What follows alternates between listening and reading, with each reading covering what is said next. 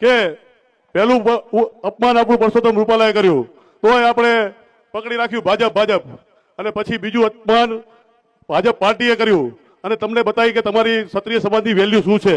તો આપણે બતાવી દેવાનું કે ક્ષત્રિય સમાજની વેલ્યુ શું છે. તો ભાજપ તમારી કઈ વેલ્યુ નથી, ક્ષત્રિય સમાજ છે તો તમે ભાજપ છો, નહીં તો તમારી કઈ વેલ્યુ નથી. અરે એ કરી બતાવશો ને, કારણ કે અહીંયા ભેગા થવાથી અત્યારે આપણે લાખોમાં ભેગા થઈએ છીએ, પછી ઘરે જઈને ભૂલી જઈએ છીએ.